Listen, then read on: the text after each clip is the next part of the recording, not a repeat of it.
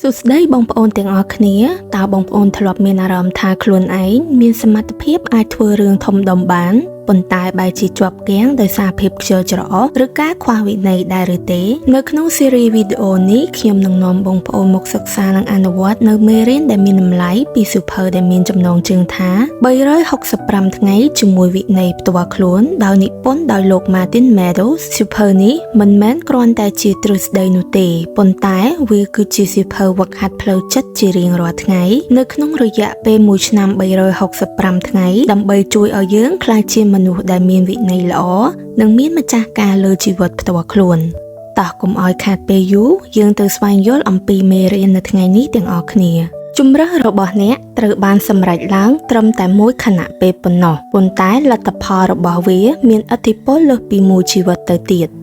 តើគួរញ៉ាំ hamburger ដែលសម្បូរទៅដោយខ្លាញ់និងកាឡូរីខ្ពស់ឬក៏ចំណាយពេលរៀបចំសាឡាត់ដ៏មានសុខភាពល្អតើគួរគេងបន្តរហូតដល់ជិតដល់ម៉ោងធ្វើការឬក៏ងើបពីម៉ោង5ព្រឹកដើម្បីឆ្លៀតធ្វើការងារផ្ទាល់ខ្លួនមុនពេលទៅធ្វើការងារប្រចាំថ្ងៃតើគួរឈប់ព្យាយាមភ្លាមនៅពេលត្រូវបានគេបដិសេធឬក៏សង្កត់ចិត្តលេបវាចោលនិងបន្តទៅមុខទោះបីជាត្រូវលើពាក្យថាទេរាប់សិបដងក៏ដោយវាប្រើពេលត្រឹមតែមួយផ្លែប៉ុណ្ណោះក្នុងការធ្វើជម្រើសខុសហើយវាអាចនឹងបង្កគ្រោះថ្នាក់ដល់អនាគតរបស់អ្នកអ្វីដែលមើលទៅហាក់ដូចជាការសម្រេចចិត្តតូចតាចមិនសំខាន់នៅថ្ងៃនេះ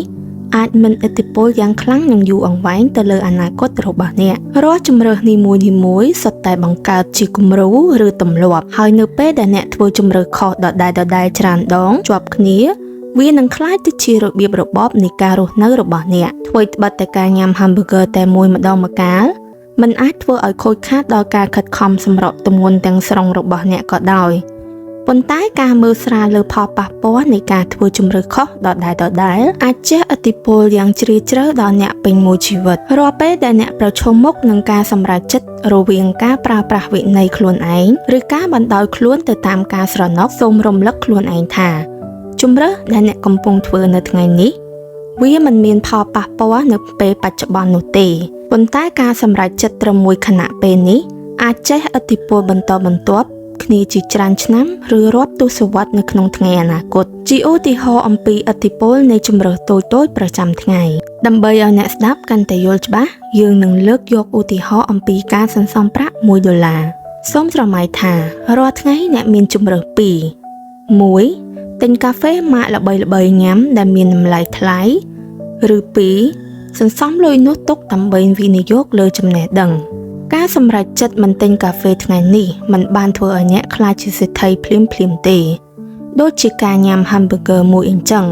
វាមិនអាចធ្វើឲ្យអ្នកធាត់ភ្លាមទេប៉ុន្តែបើអ្នកធ្វើជម្រើសខុសដដែលរាល់ថ្ងៃក្នុងរយៈពេល10ឆ្នាំ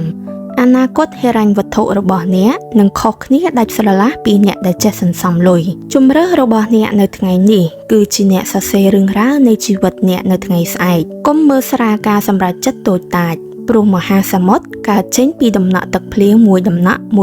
ដូចគ្នាបើអ្នកចង់បានជីវិតដែលអស្ចារ្យ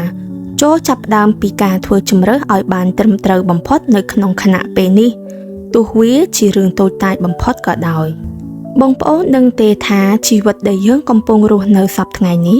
គឺជាផលបូកនៃរាល់ជម្រើសដែលយើងបានធ្វើកាលពីម្សិលមិញមនុស្សភាគច្រើនរងចាំអភូតហេតុដើម្បីផ្លាស់ប្ដូរជីវិតប៉ុន្តែពួកគេភ្លេចថា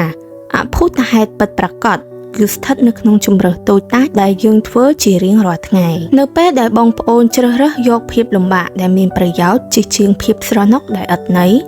នោះបងប្អូនកំពុងតែផ្ដល់តម្លៃដល់ខ្លួនឯងនៅថ្ងៃអនាគតហើយរាល់ពេលដែលបងប្អូនមានអារម្មណ៍ថាចង់បោះបង់នៅពេលជួបការបដិសេធឬចង់ជ្រើសរើសផ្លូវកាត់ដែលងាយស្រួលសូមសួរខ្លួនឯងនៅសំណួរមួយថាតើជម្រើសមួយនេះនឹងធ្វើឲ្យខ្ញុំរឹងមាំជាងមុនឬក៏ធ្វើឲ្យខ្ញុំកាន់តែទន់ជ្រាយនៅថ្ងៃមុខកុំឲ្យពាក្យថាមិនអីទេតែម្ដងនឹងមកបំផ្លាញវិន័យដែលបងប្អូនខំកសាងព្រោះថាការធ្វើជម្រើសខុសដដែលវានឹងក្លាយទៅជាច្រវាក់ដែលចងជើងបងប្អូនមិនឲ្យទៅណាឆ្ងាយពីភាពបរាជ័យឡើយដូចទៅវិញរាល់ជម្រើសដែលត្រឹមត្រូវទោះតូចតាចបំផុតក៏ដោយ